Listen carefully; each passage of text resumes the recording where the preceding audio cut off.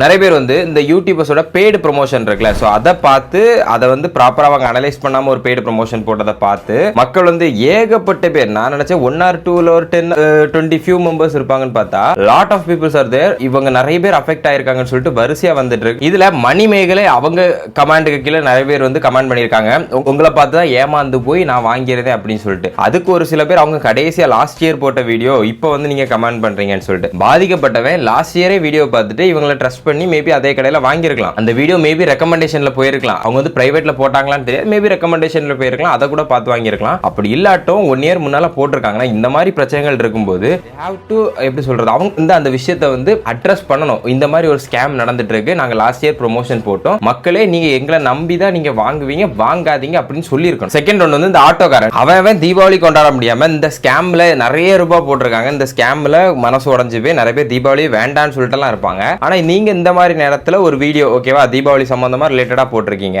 அதுக்கு வந்து இப்படி ஒரு வீடியோ பிரைவேட்ல போட்ட நீங்க, அந்த வீடியோ எல்லாம் பிரைவேட்ல போட்டாங்க, ப்ரொமோஷன் வீடியோ போட்ட நீங்க ஏன் மக்கள்கிட்ட நாங்க இப்படி பண்ண ஒரு விஷயம் இப்படி ஆயிடுச்சுன்னு சொல்லிட்டு அட்ரஸ் பண்ண மாட்டேங்கிறீங்க? சோ இதுதான் கேள்வியே தவிர உங்க மேல வேற எந்த ஒரு அலிகேஷன்ஸும் போட முடியாது. பிகாஸ் நீங்களும் தெரியாம தான் பண்ணிருப்பீங்க. ஆனா ஒரு விஷயத்தை போடும்போது ஏன் அனலைஸ் பண்ணக்கூடாது? ஒரு ப்ரொமோஷன் பண்றீங்கன்னா ஏன் அதை அனலைஸ் பண்ணக்கூடாது? நெக்ஸ்ட் டைம் போடும்போது அது ஒரு ப்ரொமோஷன், அதுக்கு ஒரு டீம் நீங்க வச்சிருக்கீங்கன்னா அதை அனலைஸ் பண்ணி போடுறதுல என்ன இருக்கு? இதுல மோஸ்ட் ட்ரஸ்டபிள் பீப்புள்ஸ்னா இந்த விஜய் சித்து விளாக்ஸ், அவங்கள பார்த்தா நிறைய பேர் வாங்கியிருக்காங்க. இதெல்லாம் வந்ததுக்கு அப்புறம் ஒருத்தருக்கு மட்டும் ரீஃபண்ட், ஓகேவா, இந்த ரீஃபண்ட் விஷயத்தை வந்து நம்ம தெரிவிக்கலாம் அப்படின்னு சொல்லிட்டு. ஏன்னா ஒருத்தருக்கு ரீஃபண்ட் கிடைச்சிருக்கு இந்த இன்ஸ்டாகிராம் பேஜ், ஓகேவா, சன்ரைசர்ஸ் அவங்களுடைய இந்த 11.6 சம்திங் இருக்கிற ஃபாலோவர்ஸ் இருக்கிற இந்த இன்ஸ்டா பேஜுக்கு உங்களுடைய ப்ராப்பர் பில் டீடைல்ஸ்ல இருந்து எல்லாமே ப்ராப்பரா நீங்க அனுப்புனா ரீஃபண்ட் கொடுக்கறதா சொல்றாங்க. ஏதோ பழைய டீம் வச்சிருந்தாங்களா, அவங்க வந்து இப்படி பண்ணிட்டு போயிட்டாங்க அந்த மாதிரி சொல்லி ரீஃபண்ட் பண்ணிருக்காங்க. நீங்களும் அந்த அக்கௌண்ட்டை கான்டாக்ட் பண்ணி அதுக்கு வந்து ப்ராப்பரா டீடைல்ஸ் அனுப்பி நீங்க வந்து கேளுங்க. 1 or 2 டேஸ்ல வரலனா அதுக்கப்புறம் உள்ளது என்னன்னு பார்க்கலாம். இதுக்கப்புறமாவது யூடியூபர்ஸோட ப்ரொமோஷன்ஸை பார்த்து எதுவுமே வாங்காதீங்க. சப்போஸ் ஒருத்தங்க ப்ரொமோட் பண்றாங்க அப்படின்னாலே சம்திங்